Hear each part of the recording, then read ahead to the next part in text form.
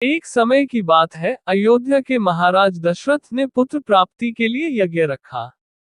इस यज्ञ के लिए राजा दशरथ ने अपनी चतुरंगिनी सेना को काले कान वाले घोड़े को छोड़ने का आदेश भेजा। नमस्कार दोस्तों, स्वागत है आपका हमारी YouTube चैनल पे। स्टोरी आगे बढ़ाए उसके पहले आप चैनल पे नए हो तो चैनल को सब्सक्राइब करें और वीडियो को आपके दोस्तों के साथ शेयर करें। तो चलिए स्टोरी आगे शुरू करते हैं। राजा दशरथ की इच्छा थी कि इस महान यज्ञ में हर कोई शामिल हो, इसलिए राजा ने सभी ऋषि मुनियों व विद्वान पंडितों को आमंत्रण भेजा। निर्धारित दिन पर महाराज दशरथ अपने दोस्त, गुरु वशिष्ठ, ऋग ऋषि व अन्य विद्वानों के साथ यज्ञ मंडप में पहुंचे। इसके बाद विधिवत रूप से यज्ञ की शुरुआत हुई। मंत्र उच्चारण और पाठ जैसे सभी विधि विधान के साथ कुछ घंटों में यज्ञ पूरा हुआ। राजा दशरथ ने फिर सभी ब्राह्मणों, विद्वानों व अतिथियों को उपहार में धन और गाय आदि देकर आदरपूर्वक विदा गया। उस यज्ञ में प्रसाद के रूप में खीर बनी थी। उस प्रसाद में पुत्र प्राप्ति का आशीर्वाद था, जिसे खाने के बाद तीनों रानियां गर्भवती हो गईं। कुछ समय बाद चैत्र माह में शुक्ल पक्ष की नवमी तिथि के दिन राजा दशरथ की पहली पत्नी यानी रानी कौशल्या ने एक बच्चे को जन्म दिया। उस बच्चे के चेहरे में इतनी रौनक थी कि हर कोई देखकर समझ जाता था कि वह आम बच्चा नहीं है।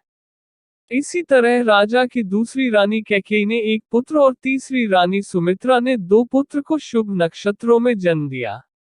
राजा दशरथ का महल और नगर 4 पुत्रों के जन्म से खिलखिला उठा। चारों तरफ आनंद और जश्न का माहौल था। पूरी प्रजा खुशी से गा व झूम रही थी। इस खुशी को देखकर देवता भी फूलों की वर्षा करने लगे।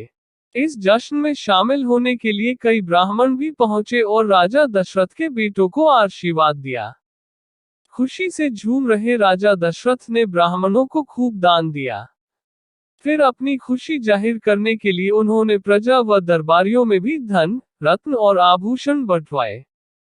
समय आने पर सबकी मौजूदगी में चारों बालकों का नामकरण भी किया गया। महर्षि वशिष्ठ ने उनका नाम रामचंद्र, भरत, लक्ष्मण और शत्रुघ्न रखा।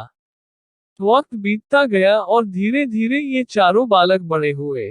इन चारों में राम अपने तेजस्वी गुणों के कारण प्रजा को अधिक प्रिय लगने लगे।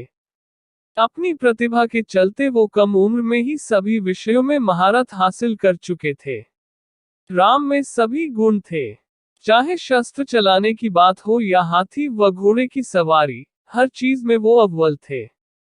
साथ ही वो माता पिता व गुरुओं का भी खूब सम्मान करते थे।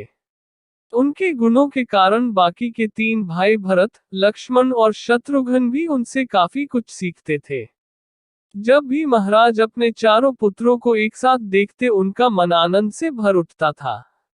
राम में मौजूद गुणों के कारण उन्हें श्री राम और भगवान राम तक कहा जाने लगा। आगे चलकर राम के जीवन पर 2 पवित्र ग्रंथ लिखे गए, रामचरितमानस और रामायण।